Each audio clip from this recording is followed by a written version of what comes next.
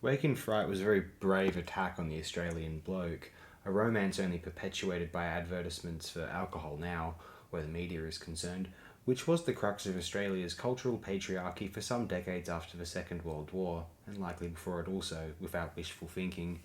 Wake in Fright is many things to international audiences. It is Australia's example of the kooky post-new wave, post-psychedelic trip movie, and entered a Ken Russell or Nicholas Roeg with the many Japanese edit-heavy visionaries Matsumoto, Wakamatsu, Imamura, Shinoda.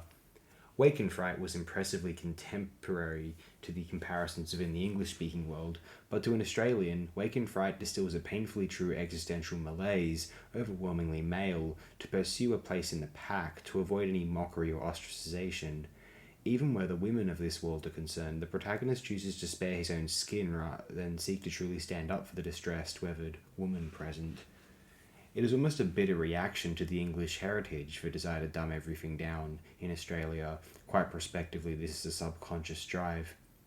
The peripheral suffering of Australian women and Indigenous Australians is mirrored by their symbolic use as worse off scenarios to horrify the protagonist, much as they are in the lives of a white Australian male.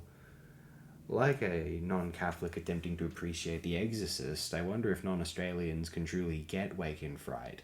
It isn't like in the UK, wherein the alternatives to drinking bloke culture are intellectual pursuits, musical heritage, or countryside asceticism. In Australia, this drinking culture is very almost all there is, anywhere, especially outside of Sydney, Melbourne, ACT, maybe Adelaide too.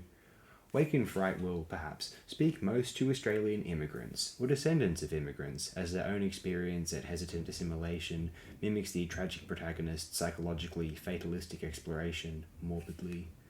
To non-Australians, hey, here's this cool, wacky, trippy Australian film, whoa!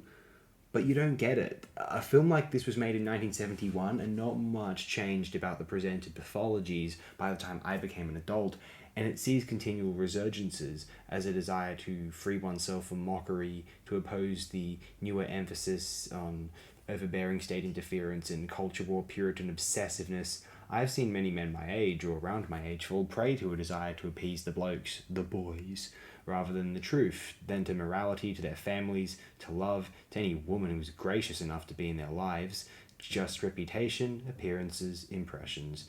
They accuse cosmopolitan upper class society of being all appearances, all for show, all fake. Well, the lower class, keeping it real equivalent, is hardly much different.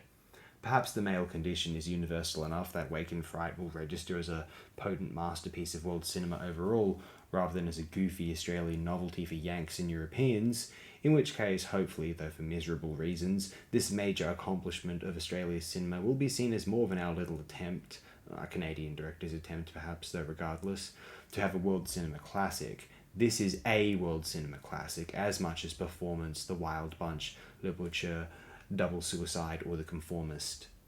The isolated male condition possibly more relentlessly, courageously conveyed in this film than even the gender role exploration of those aforementioned world cinema classics, though not certainly, worth considering of course. Wake in Fright made the stronger Australians feel as though they weren't alone, and shall continue to do so, for as long as it might be necessary, and even if it isn't necessary, one day, maybe not, it will remain a bewildering accomplishment of cinematographic illustration, for all time, for each subsequent generation to aesthetically admire.